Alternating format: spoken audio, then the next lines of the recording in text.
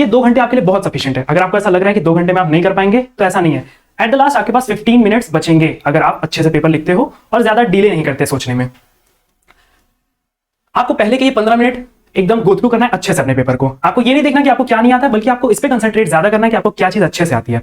ठीक है, जो चीज नहीं आती आपको अच्छे से, आप एक बार गो थ्रू कर लेंगे पूरा पेपर, अपने सारी शीट को देख लेंगे, जो चीजें आपको अच्छे से आती है, जिसमें आपका 1 सेकंड नहीं वेस्ट होना, उसको आप टिक कर लेंगे। जो चीजें जिन चीजों को आपको देखने में दिक्कत हो रही है या फिर आपको समझने में दिक्कत हो रही है, उनको आप एक सर्कल कर लेंगे, जिससे कि आप जब वो क्वेश्चन पेपर के साथ अपना आंसर लिख रहे होंगे तो आपको आसानी होगी ये जस्टिफाई करने में कि क्या वो आप कर पाएंगे इस टाइम पे या फिर नहीं कर पाएंगे। ठीक है, अब हम लोग देखते हैं आगे। ये 2 सेक्शन में पेपर डिवाइडेड है। Section A, attempt all the questions from section A and 4 questions from section B। 2 section में पेपर डिवाइडेड है, section A and section B। Section A अगर हम लोग देखते हैं तो सेक्शन A में आपके एमसीक्यूज हैं 20 मार्क्स के, 1 मार्क ईच। सारे क्वेश्चंस 1 मार्क्स के रहेंगे, 20 आपको एमसीक्यूज देने रहेंगे।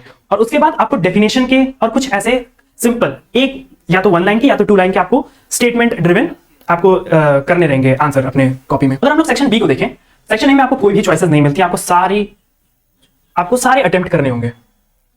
हालांकि अगर सेक्शन बी को हम लोग देखें, सेक्शन बी को अगर हम थोड़ा ध्यान से देखें तो यहां पे आपको any 4 questions from this section करने होते हैं। 4 क्वेश्चंस करने होते हैं और कितने दिए होते हैं हम लोगों को 6। तो हमारे यहां पे काफी ज्यादा चांसेस होते हैं अच्छे मार्क्स स्कोर करने, क्योंकि 6 हैं, 6 हम लोग को दिए हुए हैं और उसमें हम लोग को सिर्फ 4 करने हैं। यानी कि अपने मन मुताबिक हम लोग अपने चॉइस के हिसाब से कोई भी 4 जिसमें हमारा सबसे बढ़िया कंसेप्ट क्लियर है उसको हम लोग प्रोग्रामिंग के लिए यूज करेंगे।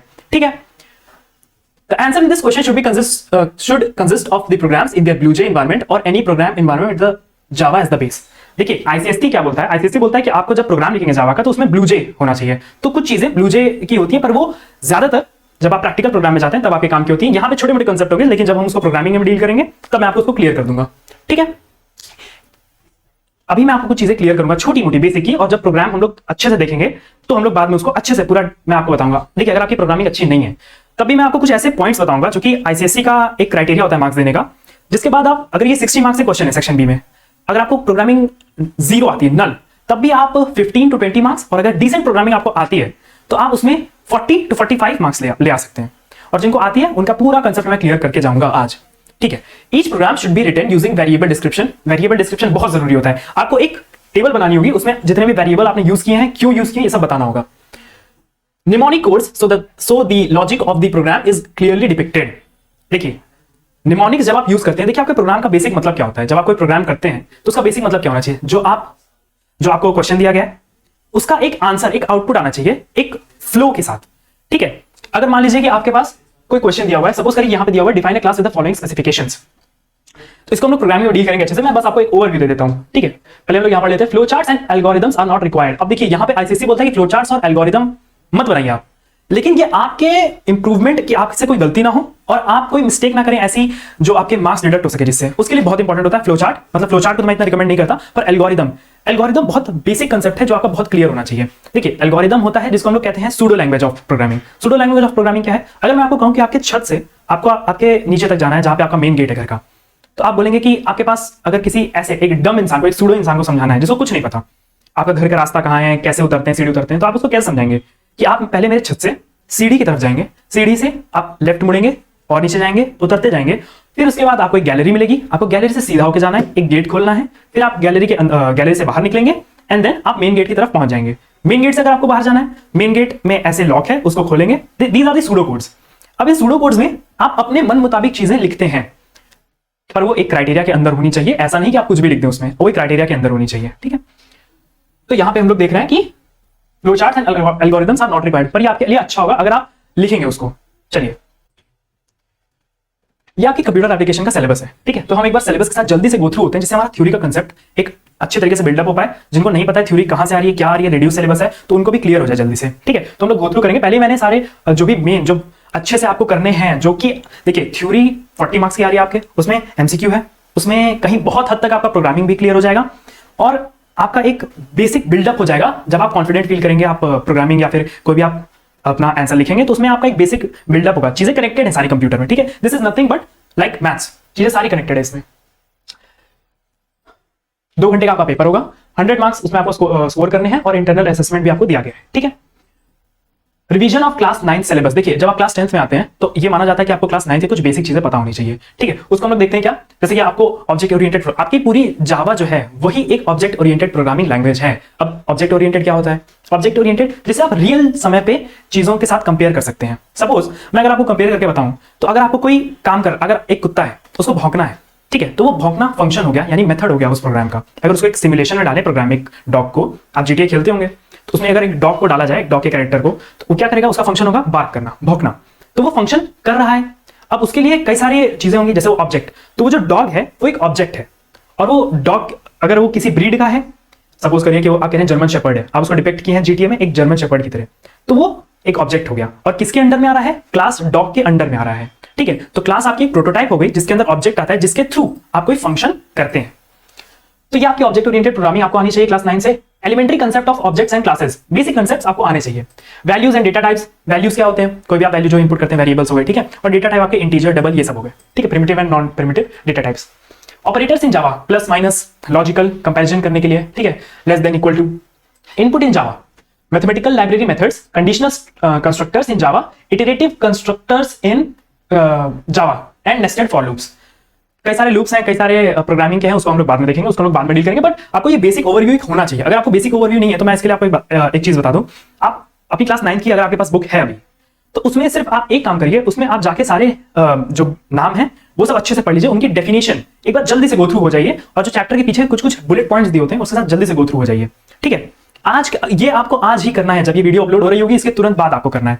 और ये जब आप वीडियो देख रहे हैं तो मैं आपके साथ एक एज अ मेंटोर तो नहीं, पर एक गाइड की तरह मैं आपको बताऊंगा कि अगर आपके पास स्पेसिमेन पेपर इस टाइम पे अवेलेबल हो तो उसको प्रिंट आउट करके निकाल लीजिए, या फिर आपके पास कोई भी ऐसा स्पेसिमेन पेपर, मैं इसलिए कह रहा हूं क्योंकि हमारे पास स्पेसिमेन पेपर है, अगर आपके पास प्रीवियस ईयर क्वेश्चन पेपर है या कुछ भी है तो उसको निकाल के रख लीजिए। इससे आपको बेसिक अंडरस्टैंडिंग में मदद मिलेगी, ठीक है। तो हम लोग आगे बढ़ते हैं। Class as the basis of all computation, class as the basis of किसमें बना रहे हैं हम लोग, क्या चीज बन रही है, सब क्लास के अंदर आता है। जब आप लिखते हो, कोई भी प्रोग्राम लिखते हो, तो उसमें सबसे पहले क्या बनाते हो? क्लास बनाते हो। क्लास क्या करता है? क्लास आपके कंप्यूटर को बताता है कि भाई यहाँ पे मेमोरी है, ऐसे कुछ चीजें होने वाली हैं, उसके लिए मैं मेमोरी इकट्ठा कर रहा हूं, और इस नाम, मेरे ये जो नाम है क्लास का, इसके अंडर में ये सारी काम होने वाले हैं, ठीक है। ऑब्जेक्ट्स एंड क्लासेस, इसके अंडर में ये जो चैप्टर है इसके अंडर में क्या आता है? Objects and classes. Objects encapsulate state and behavior, numerous examples, member variables, attributes of features, variables, define state, member of methods, operations, methods, messages, methods, define behavior, ठीक है। Classes as abstraction for sets of objects, class as an object factory, primitive data types, composite data types। अब देखिए आपको कई सारी चीजें यहाँ पे नोट करनी है जो आपकी डेफिनेशन के पॉइंट ऑफ व्यू से बहुत ज्यादा जरूरी है और आपके सेक्शन ए में बहुत जल्दी पूछी जा सकती हैं, जिनकी चांसेस आने के बहुत ज्यादा है, ठीक है। Primitive data types and composite data types, ये आपका बेसिक बिल्डिंग स्ट्रक्चर है। अगर आपको अपनी प्रोग्रामिंग या फिर जावा में कुछ भी करना है तो आपको पता होना चाहिए कि प्रिमिटिव और नॉन प्रिमिटिव क्या होता है। प्रिमिटिव जो एक वेल डिफाइंड वैल्यू कैरी करके चलते हैं, जैसे कि 4, अगर इंटीजर की हम लोग बात करें, इंट की हम लोग बात करें, तो वो 4 बाइट्स का ही होगा। आप चाहे मेरे पीसी में बनाएंगे, अपने पीसी में बनाएंगे, वो 4 बाइट्स का ही होगा। लेकिन अगर मैं स्ट्रिंग की बात करूं, जो कि एक कंपोजिट या फिर नॉन प्रिमिटिव डेटा टाइप है, तो वो कोई पहले से कंप्यूटर में डिफाइंड नहीं है। कई सारे कैरेक्टर को मर्ज किया जाता है। जब एक प्रिमिटिव डेटा टाइप को मर्ज किया जाता है दूसरे प्रिमिटिव डेटा टाइप से, कैरेक्टर को कैरेक्टर से, तो एक स्ट्रिंग बनती है। अब स्ट्रिंग कितनी भी बड़ी हो सकती है, ठीक है। तो इसकी आपको डेफिनेशन और इसके एग्जांपल्स अच्छे से आने चाहिए। Variable declarations of both types, difference between the two types, objects as instance of class, consider real life examples. देखिए मैंने कहा है कि ऑब्जेक्ट ओरिएंटेड प्रोग्रामिंग इज मतलब सारी की चीजें इसमें सिर्फ रियल वर्ल्ड बेस्ड है, ठीक है। रियल वर्ल्ड से ही आपको सीख कर सब करना है। यूजर डिफाइंड मेथड्स, देखिए अब आपका मेन चालू हो रहा है। यहां से आपका पूरा जो आप घुस रहे हैं प्रोग्रामिंग में, आप घुस रहे हैं डेफिनेशंस में, और आप घुस रहे हैं कंसेप्ट में जावा के, ओके। तो यहां से यूजर डिफाइंड मेथड्स ही फंक्शन है इसके, जिससे अगर आप सीखेंगे तो आप अपनी प्रोग्रामिंग भी सही कर पाएंगे और एक अच्छा आउटपुट दे पाएंगे अपने एग्जाम्स में। Need of methods, syntax of methods, forms of methods, method definition, method calling, method overloading, declaration of methods.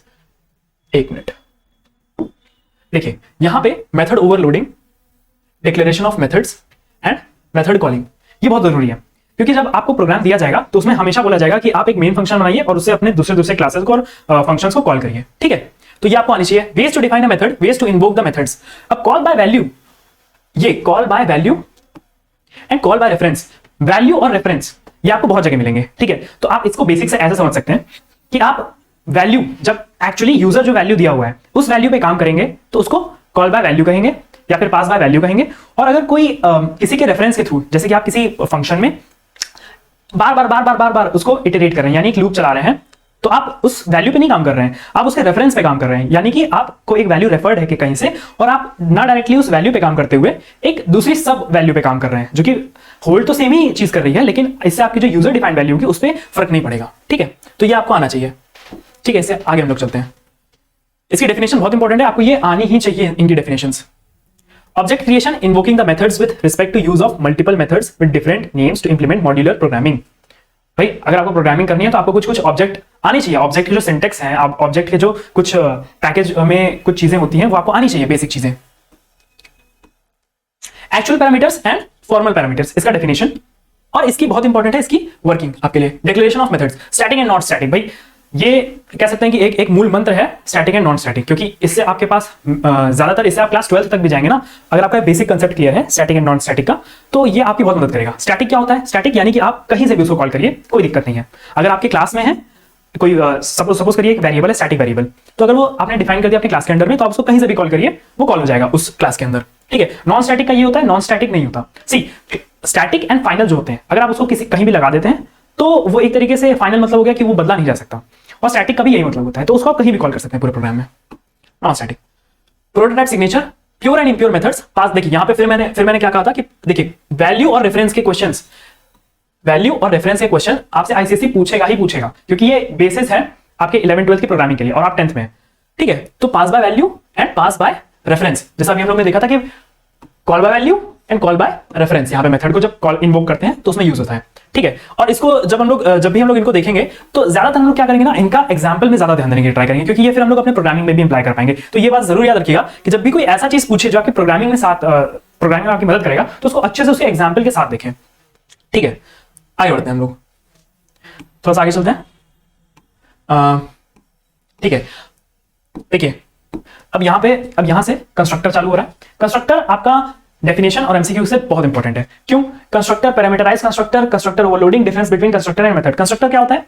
देखिए जब कोई मेथड क्लास का ही नाम ले, class same as class name हो, पर वो उसका कोई रिटर्न टाइप ना हो। अब रिटर्न टाइप क्या होता है, मैं आपको रिटर्न टाइप बता देता हूं। रिटर्न टाइप, आपने कई बार अपना जब प्रोग्राम बना रहे होंगे तो उसमें लिखा होगा void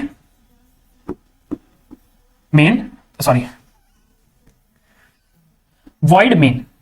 जब आप अपना मेन क्लास बना रहे होंगे तो void main लिखा होगा, या फिर कुछ भी लिखा होगा void fun, ये आपके फंक्शन हो गए। अब यहां पे void का क्या मतलब होता है? void का मतलब होता है कुछ नहीं। स्पेस को जब आप एग्जांपल, सपोज मैं एक एग्जांपल देता हूं कि स्पेस में क्या है? स्पेस इज void, स्पेस में कुछ नहीं है, नल, वो खाली है। अब मैं यहाँ पे स्टार्स की बात नहीं कर रहा, स्टार्स को छोड़े अगर, तो वहां पे अगर आप ऐसे हाथ हिलाएंगे तो वहां कुछ नहीं मिलेगा आपको बहुत दूर दूर तक। ठीक है, तो void इसका यानी कि अगर आप इसमें पूरा प्रोग्राम लिख देते हैं, पूरे फंक्शन लिख देते हैं, और उसमें सिर्फ SOPLN लिख के छोड़ देते हैं, उसमें आप कहीं भी अगर ये नहीं बोलते कि return such and such, suppose return अगर आपका इंट है तो x, या फिर रिटर्न अगर आपका स्ट्रिंग है या बुलियन है तो सो एंड सो। ठीक, तो ये आपका रिटर्न करेगा। अगर आपने रिटर्न टाइप डाला हुआ है तो ये आपका रिटर्न कर देगा वैल्यू। ये आपको बहुत ज्यादा काम आता है यूजिंग रिकर्जन, जो कि आपका इतना नहीं पूछा जाता। ठीक है, तो कंस्ट्रक्टर क्या होता है? क्लास का नेम होगा पर इसका कोई रिटर्न टाइप नहीं होगा। ज्यादातर यूज होता है इनिशियलाइज करने के लिए आपके प्रोग्राम में। आगे बढ़ते हैं। Difference between constructor and method. भाई मेथड का, जैसा मैंने कहा, मेथड का एक रिटर्न टाइप होगा और कंस्ट्रक्टर का कोई रिटर्न टाइप नहीं होगा। लाइब्रेरी क्लासेस, ये भी एक बहुत ही ज्यादा इंपॉर्टेंट चीज हो जाती है जब आप प्रिपेयर करते हैं अपने थ्योरी पोर्शन के लिए। Introduction to wrapper classes. Wrapper classes क्या होते हैं? Methods of wrapper classes and their usages with respect to numeric character, data types, auto boxing and unboxing in wrapper class. देखिए रैपर क्लास क्या होता है? Wrapper class होता है कि अगर आपको कोई ऑब्जेक्ट के थ्रू काम कराना है, अब सपोज करिए आपने इंट नाम का वेरिएबल लिया, तो अगर आपने इंट नाम का, सपोज यहां पे मैं लिख देता हूं, अगर आपने कुछ इंट नाम का वेरिएबल लिया इंट ए, ठीक है, आपने इंट नाम का वेरिएबल लिया इंट ए, अब इसको आपको काम कराना है थ्रू एन ऑब्जेक्ट, आपने इसको ऑब्जेक्ट के थ्रू काम कराया, तो ये हम और आप देख सकते हैं ना कि ये इंट ए है, इसने ऑब्जेक्ट के थ्रू काम किया। जब वैल्यू कंप्यूटर के पास जाएगी तो वो क्या बोलता है? तो वो बोलता है ये जो इंट ए है इसको इंटीजर में कन्वर्ट करो, इसको इंटीजर में कन्वर्ट करो, इसको इंटीजर में कन्वर्ट करो ताकि जो तुम्हारा ऑब्जेक्ट है वो समझ पाए जब वो एग्जीक्यूट हो। ठीक है, इसी तरह डबल होता है, डबल आपने कुछ ले लिया डबल ए, तो कंप्यूटर बोलेगा कि भाई इसको बॉक्स करो, इसको डबल में बॉक्स करो, इसी को कहते हैं बॉक्सिंग। ठीक है, अभी दो तरीके की होती हैं, कौन कौन सा? एक होती है ऑटो बॉक्सिंग और एक होती है अनबॉक्सिंग। जब आप किसी भी, यहां पे लिखा हो ना ऑटो बॉक्सिंग एंड अनबॉक्सिंग, देखिए इसका डेफिनेशन पूछ सकता है, प्लस इसको आपके 1-2 मार्क्स के क्वेश्चन में पूछ सकता है। ठीक है, ऑटो बॉक्सिंग एंड अनबॉक्सिंग। ठीक है, ये दोनों बहुत इंपॉर्टेंट हो जाते हैं क्योंकि ये एक दूसरे से लिंक्ड है। मैं थोड़ा सा इसको ऊपर समझाने के आपको छोटे से जल्दी से एक ट्राई करता हूं, कहीं पे अगर स्पेस हो। ठीक है, ठीक, देखिए जब आप इंट ए को ऑब्जेक्ट के लिए इंटीजर में कन्वर्ट करते हैं, इंटीजर में कन्वर्ट करते हैं, तो इसको हम लोग कहते हैं ऑटो बॉक्सिंग, ऑटो बॉक्सिंग, इसको कहते हैं ऑटो बॉक्सिंग। और जब यही रिवर्स हो जाता है ना, तो इसको हम लोग कहते हैं unboxing.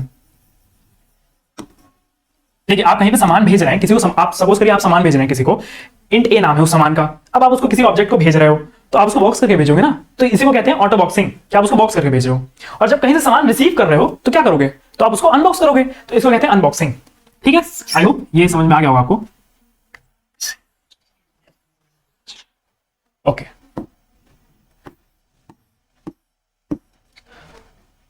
Unboxing class as a composite type, distinction between primitive data type and composite data type. देखिए फिर डेटा टाइप की बात हो रही है यहां पे। देखिए ये आपका बहुत ही थ्योरी के पॉइंट ऑफ व्यू से बहुत इंपॉर्टेंट है, प्लस इसमें छोटे छोटे क्वेश्चंस जो होते हैं जो कि आपके डेफिनेशन में पूछे जाते हैं उसके लिए बहुत इंपॉर्टेंट है। अभी हम जब स्पेसिमेन पेपर डिस्कस करेंगे तो इसमें कई सारे, ये देखिए ये आपको ये जो आपको स्टेटमेंट्स दिए हुए हैं, ये जो प्री डिफाइंड वर्ड्स होते हैं कुछ जावा के अंदर, ये इससे आपको बिल्कुल भी परहेज नहीं करना कि आप इसको छोड़ के चले जाएंगे और आप वहां सोचेंगे कि मैं कर लूंगा, कुछ नहीं कर पाएंगे यार। ये अगर चीजें आप छोड़ देते हैं, अगर आप इन पर ध्यान नहीं देते हैं, मैं कह रहा हूं अभी भी आपके पास बहुत टाइम है, आपके पास इतना जेन्युइन टाइम है कि आप अच्छे से अच्छे मार्क्स स्कोर कर सकते हैं। कोई बच्चा अगर किसी को ऐसा लग रहा हो कि मैं फेल हो जाऊंगा या मेरे अच्छे मार्क्स नहीं आ रहे हैं, तो उसके लिए इतना सफिशिएंट टाइम है कि अगर वो कुछ चीजें देख ले, जैसे मैं यहाँ पे कुछ चीजें जो मार्क करके लाया हूं उनको अगर देख ले, तो उसके पास अच्छे और डिसेंट मार्क्स करने के, स्कोर करने के चांसेस बहुत अच्छे से बढ़ जाते हैं। ठीक है, तो यहाँ पे आपके पास है the following methods are to be covered. ये मेथड्स हैं कुछ जिनके थ्रू आप कोई भी काम बहुत इजीली करा सकते हो। अब सपोज करो आपको क्वेश्चन में पूछ लिया कि आप ये बताओ कि बुलियन इज लेटर और डिजिट, आपको कोई बुलियन दिया हो, मतलब ये आपको रिटर्न करना है कि ट्रू या फॉल्स। तो बुलियन आपका पहले तो क्या हो गया, ट्रू या फॉल्स, फिर रिटर्न टाइप हो गया आपका। ठीक है, इज लेटर और डिजिट कैरेक्टर CH। अब आपको ये यहां पे पता करके बता देगा कि क्या ये कैरेक्टर है, ये जो आप डिजिट पास किए हो क्या ये कैरेक्टर है और ये डिजिट है। ठीक है, तो ये आपके लिए बहुत इंपॉर्टेंट हो जाता है।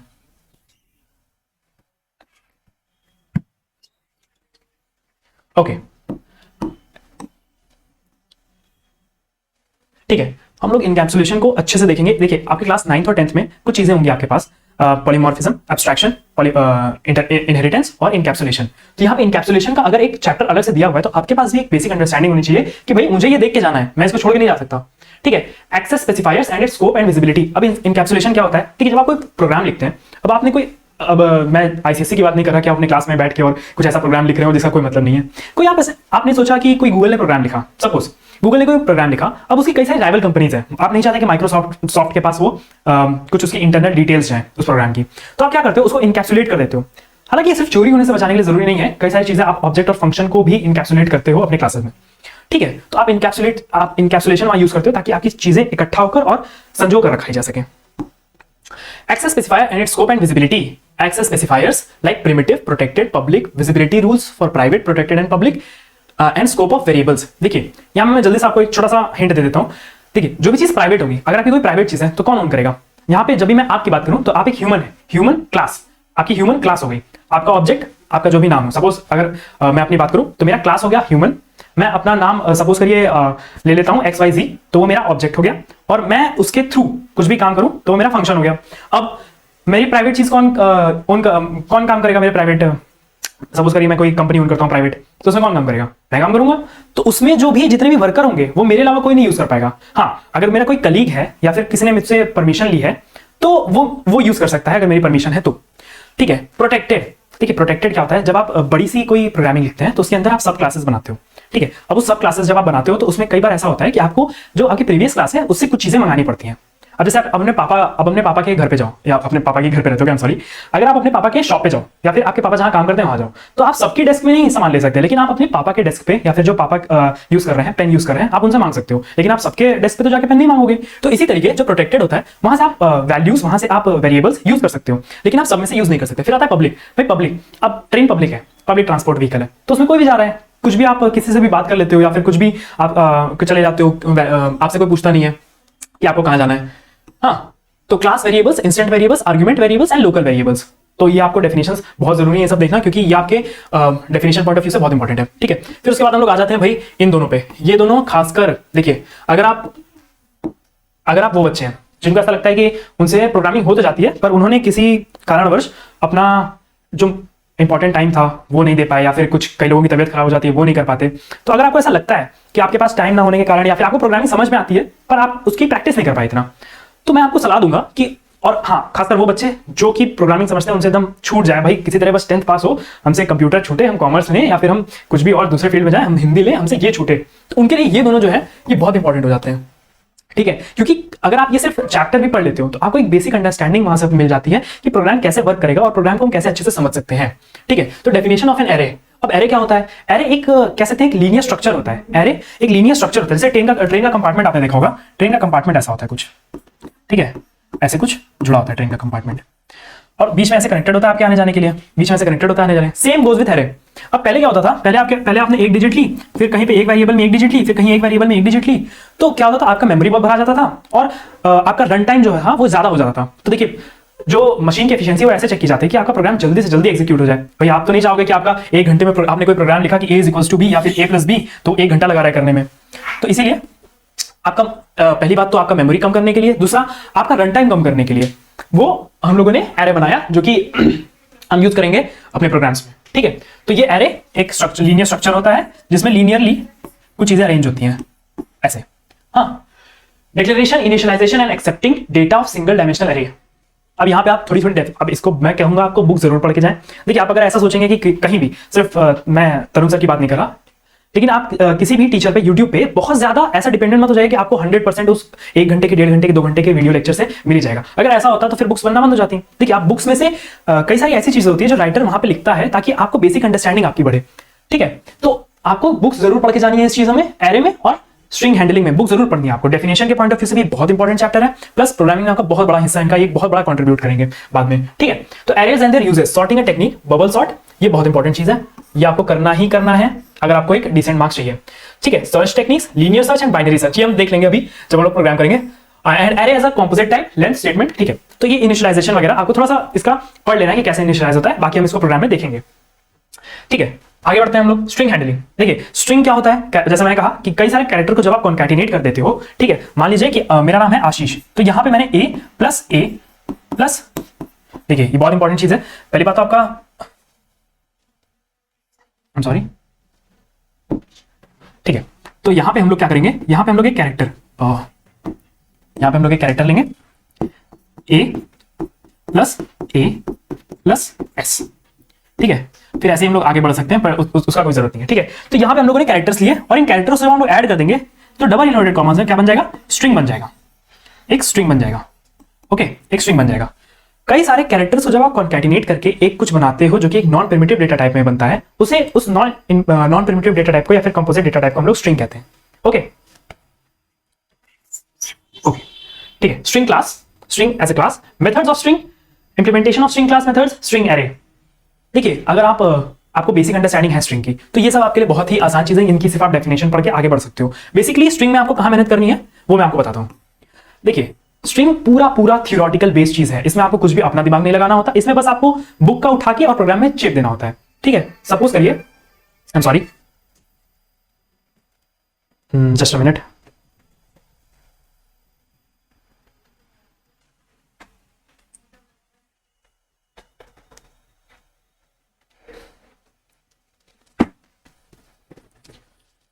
Okay, sorry.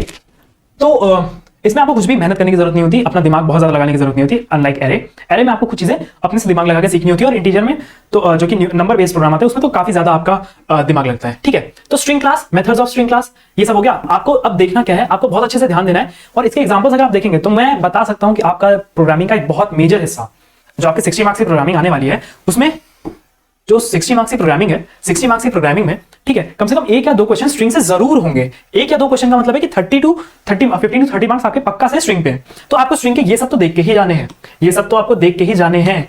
कुछ चीजें इसमें बहुत इंपॉर्टेंट है। सपोज आपको कैरेक्टर एट आई, देखिए क्या होता है, जावा जो है वो एक केस सेंसिटिव एक प्रोग्रामिंग लैंग्वेज है, यानी कि उसके लिए ए एंड ए दोनों डिफरेंट है। तो मान लीजिए आपको ये आपने सोचा कि अरे वहां पे जाके हम याद कर लेंगे, लेकिन ऐसा नहीं होता। अगर आप कैर एट ए को या फिर कैर एट आई को आपने सोचा कि अरे वहां पे जाके लिखेंगे, आपने गलती से लिख के आ गया ये कैर एट ए। ये जो कैर एट ए का सी है, इसने सिर्फ आपने कुछ नहीं किया, आपने सिर्फ इसे बड़ा कर दिया। क्या होगा? जावा इसे रिकॉग्नाइज नहीं करेगा। जावा केस सेंसिटिव होता है, जावा इसे रिकॉग्नाइज नहीं करेगा। तो जावा को, अगर आपको जावा को अच्छे से हैंडल करना है तो आपको केस सेंसिटिविटी भी अपने हाथ में रखनी होगी।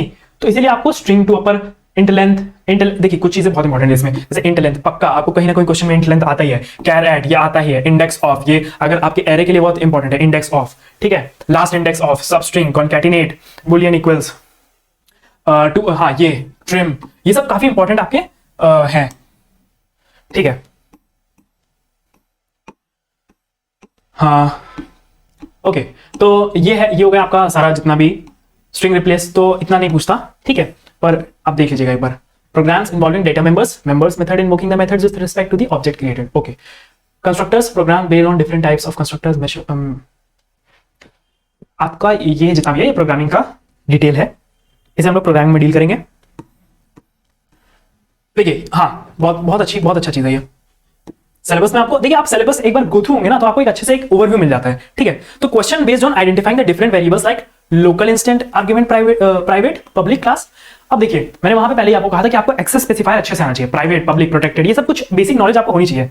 स्टैटिक नॉन स्टैटिक से भी आप कुछ चीजें समझ जाएंगे, जैसे लोकल वेरिएबल, और जैसे कि static and non static variables भी होते हैं उसको भी आप अच्छे से समझ जाएंगे। Outputs based on all the methods mentioned in the scope of the syllabus. Programs to check whether given character is an upper. देखिए मैंने कहा था वहां पे आपको अपर केस, डिजिट और इसका बहुत इंपॉर्टेंट आपको आना ही चाहिए, कुछ भी करके आप उसको तो, और उसका एग्जांपल जो बुक में दिए हुए हैं आपके, उसको तो एक बार गो थ्रू कर लीजिए, एक बार गो थ्रू करिए, आप अपनी बुक बंद करिए और उसको एक बार राइट डाउन करिए अपने पेपर में, एक फाइल बनाइए, उसमें लिखिए। 2 दिन के अंदर आपको कम से कम इसको 3-4 बार अपने दिमाग में बैठा लेना है कि वहां आपको सोचना ना पड़े कि मैंने भाई क्या याद किया था।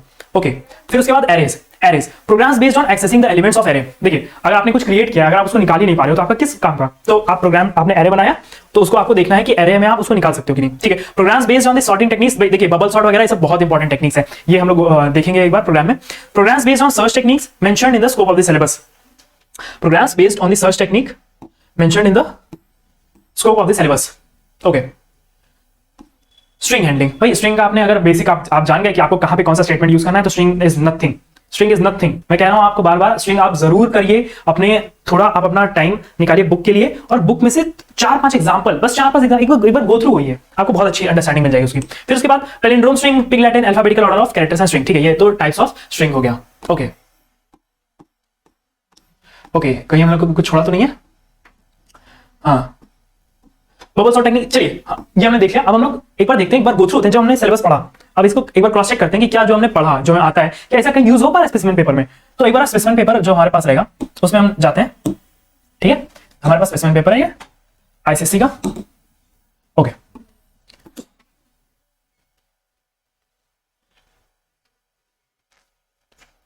ठीक है, तो ये हमारा स्पेसिमेन पेपर, इसमें दिया हुआ है maximum marks 100, time allowed 2 hours, 15 minute आपका बहुत इंपॉर्टेंट होता है, जैसे मैंने कहा आपको 15 मिनट में टिक कर लेना है। अगर देखिए आपका एग्जामिनर आपको नहीं बोल रहा है कि आप टिक करिए, क्योंकि बहुत सारे चीटिंग के रीजंस हो सकते हैं, बहुत सारे ऐसे रीजंस हो सकते हैं जो कि अनआइडेंटिफाइड है उस टाइम पे, हो सकता है वो कहे कि आप चीटिंग कर रहे हैं। तो आप एक काम करिए, आप उसका एक बेसिक ओवरव्यू लिख लीजिए कि हाँ भाई ये आता है, हाँ आता है, अच्छे से आता है। जो नहीं आता उसको आप छोड़ दीजिए उस टाइम के लिए, ठीक है, जिससे कि आप जब पेपर लिख रहे होंगे तो आपको ज्यादा आसानी होगी।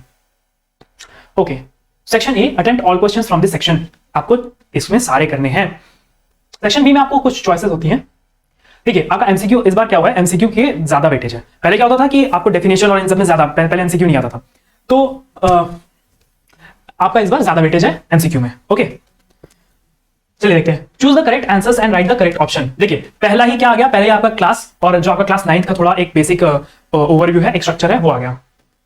तो क्या होगा इसका आंसर? भाई हमें पता है कि wrapping of data and methods together है। देखिए मैंने क्या कहा था, पहली बात तो 9th एंड 10th का आया, इसमें हम लोग देख सकते हैं कि पहली बात तो 9th और 10th का आया। दूसरा, एक बहुत ही इंपॉर्टेंट चीज है जो कि inheritance, polymorphism, abstraction and encapsulation सब में थी, लेकिन आपका इनकैप्सुलेशन का एक अलग से चैप्टर दिया हुआ है क्लास 10th में। इसका मतलब आपका इनकैप्सुलेशन बहुत इंपॉर्टेंट है। जैसा कि हम लोग देख सकते हैं स्पेसिमेन पेपर में काउंसिल ने भी दिखा दिया कि इनकैप्सुलेशन आपका पहला ही क्वेश्चन पूछा हुआ है स्पेसिमेन पेपर में। तो encapsulation, the data type which is specified that the method does not return a value. तो क्या वैल्यू, कहां, कौन सा ऐसा डेटा टाइप होता है? तो डेटा टाइप में सबसे ज्यादा हम लोग को पता है कि डेटा टाइप होता है वॉइड, अब देखिए हाँ देखिए वॉइड यहां पे भी दिया हुआ है, वॉइड यहां पे भी दिया हुआ है, यहां पे केस सेंसिटिव लग जाता है। पहली बात वो प्री डिफाइंड, वो एक जावा के अंदर पैकेज में ही आता है, वॉइड वॉइड पैकेज का हिस्सा है, तो आप ये नहीं यूज कर सकते, आप ये भी नहीं यूज कर सकते, ये भी गलत है, ये भी गलत है, सही सिर्फ है जो स्मॉल लेटर में वॉइड लिखा हुआ है। चलिए आगे देखते हैं। तो लॉजिकल ऑपरेटर, ये आपके ऑपरेटर और एक जितने भी ऑब्जेक्ट्स हैं। स्कैनर क्लास इज अ, देखिए class and objects oriented programming से आपका ये आ गया। मैथ डॉट पाव, ये सब भी आपके उतने ही इंपॉर्टेंट, आपके एक एक क्वेश्चन के लिए बहुत इंपॉर्टेंट है, ठीक है। आप जब एक बार गो थ्रू होंगे तो इसको जरूर देखिएगा। यहाँ पे दिया हुआ है मैथ, ठीक है, इसको सॉल्व करके देखते हैं एक बार। मैथ डॉट पाव, देखिए math dot pav, math dot pav 6 to 5। देखिए यहां पे जब भी आपको कुछ ऐसा लगे ना कि भाई न्यूमेरिकल वैल्यू या फिर कुछ दिया हुआ है, तो आपके बेसिक क्लास 10th के मैथ से ज्यादा कुछ नहीं होता। आईसीएससी क्लास 10th एक ऐसा कंप्यूटर का एक ऐसा स्ट्रक्चर है जिसमें आपको अगर बेसिक मैथ नहीं आती तो आपके लिए बहुत डिफिकल्ट होगा। लेकिन अगर आपको बेसिक मैथ थोड़ी भी आती है, अगर आप डिसेंट बच्चे हैं, तो आपके लिए कोई भी आईसीएससी का ऐसा प्रोग्राम नहीं होगा जिसको आप कर ना पाए। देखिए 6 to 5 है, 6 to 5 का मतलब क्या हो गया, 6 to 5 यानी कि आपका ये बेस पे रहेगा और क्या दिया हुआ है, हाफ। इसका मतलब हो गया कि हमको 6 to 5 का स्क्वायर रूट लेना है, और मैथ्स डॉट स्क्वायर रूट भी ये होता है, ठीक है, बहुत बढ़िया। ओके तो 20, तो यहाँ पे इसका वैल्यू आ जाएगा शायद 25, और मैथ डॉट इसका आ जाएगा +12। ओके तो इसकी वैल्यू हो जाएगी 37.0, यस 35.0, इसकी वैल्यू हो जाएगी 35.0। The correct if statement for the following, देखिए इफ एंड एल्स ये आपका प्रोग्रामिंग का हिस्सा है, ये आपको जरूर करके जाना है। देखिए यहाँ पे कर देते हैं हम लोग फिर भी। टर्नरी ऑपरेशन इज, ओके यहां पे बोल रहा है कि आपको प्रिंट करना है, तो आपको बताना है कि कौन सा प्रिंट करेगा। देखिए रिटर्न, यहां पे रिटर्न कर रहा है तो ये तो प्रिंट करेगा नहीं, यहां पे भी रिटर्न कर रहा है। देखिए ये मैं बता रहा था, ये रिटर्न टाइप है, रिटर्न टाइप इसका बुलियन है, तो ये रिटर्न कर रहा है ट्रू या फॉल्स को, ये इसका रिटर्न टाइप हो गया। तो देखिए ये भी नहीं करेगा। System dot out dot println, ये हो गया आपका आंसर, ये आपका आंसर है, क्योंकि यही एक इकलौता है जो कि प्रिंट कर रहा है। यहाँ पे पूछ रहा है ना कि system dot out dot println, ये ट्रू या फॉल्स कौन प्रिंट करेगा, तो ये प्रिंट करेगा भाई, क्योंकि इसमें प्रिंट का स्टेटमेंट दिया हुआ है। Okay multiple branching for statement of Java is, देखिए आपका प्रोग्रामिंग का फिर से आ गया।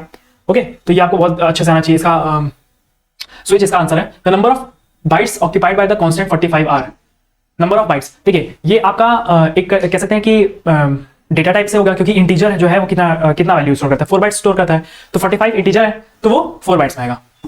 Do while loop is an exit control loop, ये तो आप क्लास 9 से पढ़ते हुए आ रहे हैं। Okay for k is equals to 1, k is less than equal to k plus plus, ठीक है, ये सब तो आप देख लेंगे, ये बेसिक आपका मैथ है। देखिए अगर आपको कोई ऐसा क्वेश्चन पूछ रहा है तो इसमें how many times the inner loop is executed, inner loop इसकी बात कर रहा है, नीचे वाले जो लूप है, ये जो नीचे वाला लूप है, ये जो अंदर है, इसकी बात कर रहे हैं, ठीक है। ये आपको पता होना चाहिए कि एक लूप, सपोज करिए यहां पे कोई लूप है for int is equals to i, ठीक है, i is less than equals to 0, ये मैं एक कोई बेसिक आपको बता रहा हूं कि ये आपका अगर स्टेटमेंट है i प्लस प्लस, ठीक है, ये अगर आपका बेसिक कंडीशन है और इसके अंदर मैंने एक और लूप लगा दिया, तो ये लूप आपका इनर लूप हो गया, जो भी ये लूप रहेगा फॉर, ये आपका इनर लूप हो गया और ये आपका आउटर लूप हो गया, ठीक है। तो ये दोनों साथ में एग्जीक्यूट होते हैं। ओके तो ये इसका पूछा कि कितनी बार एग्जीक्यूट होगा, तो ये 1 से चालू होकर 4 तक जा रहा है तो 4, और ये डिपेंडेंट है इसके ऊपर भी, तो ये 1 से चालू होकर 2 तक जा रहा है, तो 8 टाइम, हाँ देखिए 8 दिया हुआ है, 8 टाइम्स होगा। Okay a method with the same name of the class and with arguments and no return type, तो भाई एक याद करिए हम लोग ने क्या पढ़ा था, कौन सा ऐसा मेथड होता है, यहां पे हमने पढ़ा कि मेथड है नो रिटर्न टाइप, याद आ गया आपको, कंस्ट्रक्टर से ये क्वेश्चन, ठीक है, तो आपका पैरामीटराइज कंस्ट्रक्टर होता है, ठीक है, बहुत बढ़िया। हाँ बहुत बहुत अच्छी चीज है, मैं सिलेबस में बताना भूल गया था। देखिए आपको अगर आईसीएससी आप गो थ्रू करेंगे तो आईसीएससी हमेशा आपको आस्की के ऊपर बहुत सारे ऐसे क्वेश्चंस देता है, ये बहुत इंपॉर्टेंट है। आस्की अगर आपको नहीं आती तो आपके कई सारे ऐसे जगह पे पॉइंट्स कट जाएंगे ना, जहां पे आपको भाई आप पूरा स्कोर कर सकते थे, आपने पूरा चैप्टर पढ़ा, लेकिन आस्की वाले पेज को आपने हटा दिया, भाई ये कौन पूछेगा। आईसीएससी वहीं पे आपके साथ मजाक कर देगा, बोलेगा कि भाई हम पूछेंगे, और वो आस्की दे देगा आपको करने के लिए, जैसे कि यहाँ पे दिया हुआ है। अब बोल रहा है कि int res is equals to a, what is the value of res, यहाँ पे पूछ रहा है कि रेस की वैल्यू क्या है, पर रेस डिपेंडेंट है किस पे, रेस डिपेंडेंट है a पे, तो ये पूछ रहा है कि a की क्या वैल्यू है। अब आपको पता, अगर आपने थोड़ा भी आस्की कोड पढ़ा है तो कैपिटल A से कैपिटल Z तक की वैल्यू होती है, 65 to 90 तक की वैल्यू होती है, ठीक है। तो यहाँ पे पूछा है कि a की क्या वैल्यू होगी भाई, तो यहाँ पे बोला हुआ है क्या a की वैल्यू a होगी, तो कई सारे बच्चे बोलेंगे हाँ भाई a की वैल्यू a होगी, क्योंकि वो तो स्ट्रिंग पढ़ लिए हैं या फिर वो तो कैरेक्टर पढ़ लिए, बोलेंगे a की वैल्यू a होगी। नंबर कहां से आ गया इसमें, ऐसा नहीं है, a की वैल्यू होगी 65, यहाँ पे a की वैल्यू होगी 65, क्योंकि इसका आस्की जो होता है वो 65 होता है, ठीक है। आस्की आपको बहुत अच्छे से करके जानी है। The style of expression single line statement, ठीक है, इसका तो आपको पता ही होगा कि कमेंट होता है। The method to check if a character, देखिए यहाँ पे आ गया आपका जो मैंने आपसे बताया था कि आपको पढ़ के जाना है, यहाँ पे आपका पूछ लिया हुआ है, ठीक है। यहाँ पे मैं आपको दिखा देता हूं फिर से, ये जो है हमने यहाँ पे डील किया हुआ था।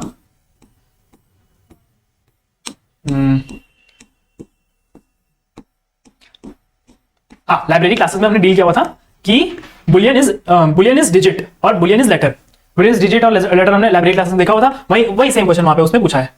देख रहे हैं कैसे कैसे हम लोग एक बार गो थ्रू हो जाते हैं ना, एक बार हम लोग सिलेबस से, तो हमारी कई सारी चीजें अपने आप दिमाग में आने लगती हैं। ओके, तो इसलिए मैं कह रहा हूं कि आप बार बार आपसे रिक्वेस्ट कर रहा हूं कि आप भी लेके बैठिए अपना जो भी स्पेसिमेन पेपर है, जो भी सिलेबस है, उससे आपको अच्छे से समझ आएगा। डबल ठीक है, ये सब तो आपको क्लास 9 का जब आप बेसिक पढ़ेंगे तो उसमें आपको समझा दिया जाएगा।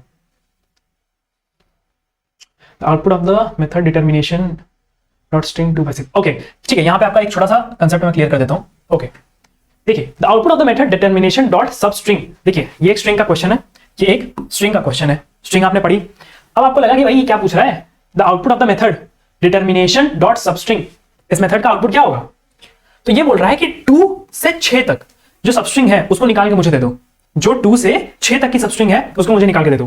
तो अगर आपको पता होगा तो आप ये जानेंगे कि ये ये जो स्ट्रिंग है इसका इंडेक्स जब चालू होगा ना, जब आप एरे पढ़ेंगे तो वहां पे आपका एक छोटा सा कंसेप्ट होता है इंडेक्स। भले आपकी कोई वैल्यू दी हुई है 1 2 3 4 5 6, पर इसका इंडेक्स कैसे चालू होगा, इस चीज का इंडेक्स कैसे चालू होगा, ये आपकी वैल्यू दी हुई है, पर इसका इंडेक्स कैसे चालू होगा 0 1 2 3 4 5। जब इसको कंप्यूटर असाइन करेगा अपने अंदर मेमोरी, तो इसको कहां से चालू करेगा? इसको चालू करेगा 0 से। Same goes with string.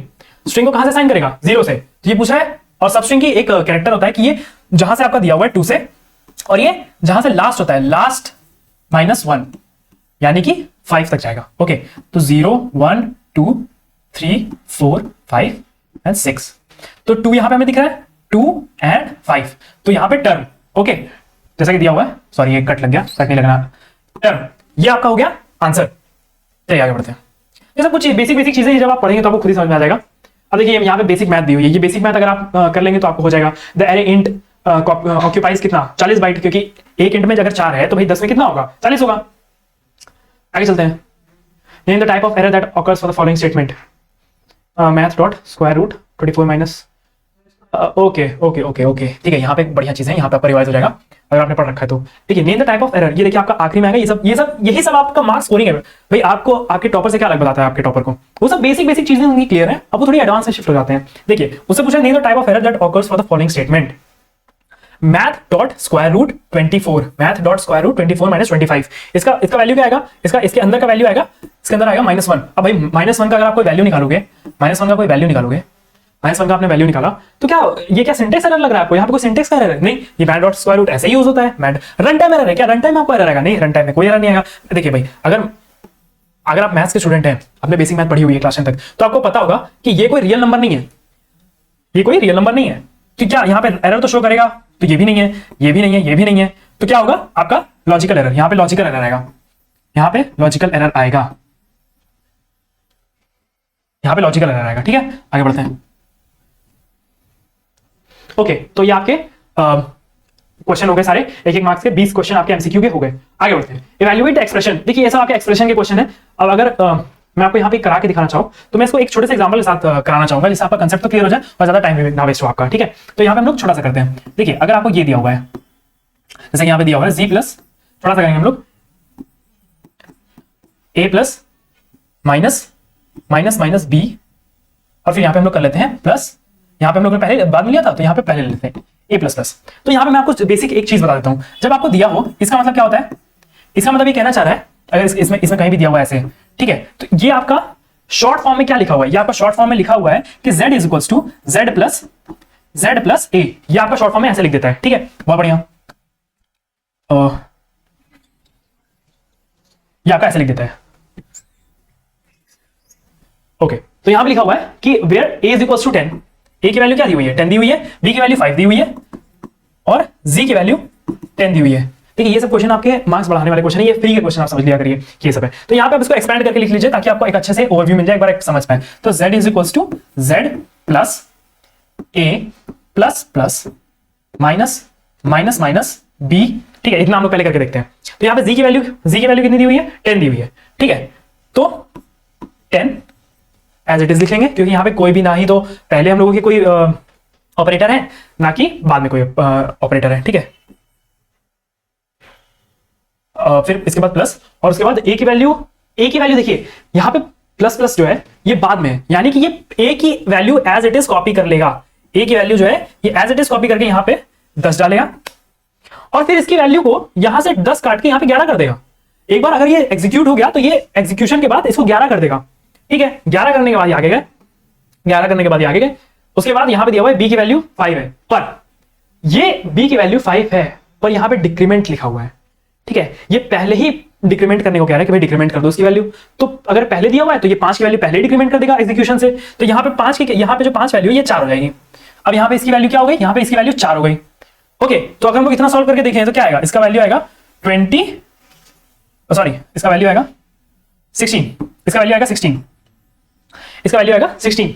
अगर हम लोग इतना सॉल्व करके देखें तो ये बेसिक आपको समझ में आना चाहिए। इसको अगर आप और अपने बुक से देखेंगे तो आपको और अच्छे से क्लियर हो जाएगा। इससे 2-3 सवाल आप लगा लेंगे तो आपको एक बढ़िया से ओवरव्यू मिल जाएगा इसका, अच्छे से आप डीपली इसको समझ पाओगे। ओके, आगे बढ़ते हैं। ठीक है, यहाँ पे क्वेश्चन आ गए 1-1 नंबर के, 2 नंबर के। Rewrite the following while loop using for loop. ठीक है, यहाँ पे हम लोग इसको देख लेते हैं ताकि आपको एक फिर से लूपिंग का कंसेप्ट जिनको भाई बहुत समझ में नहीं आता उनको समझ में आने लगे उनको थोड़ा बहुत। Rewrite the following while loop using for loop. ठीक है, दोनों ही क्या है देखिए, यहाँ पे और एक चीज है, आपका एक एग्जिट कंट्रोल लूप होता है और एक एंट्री कंट्रोल लूप होता है।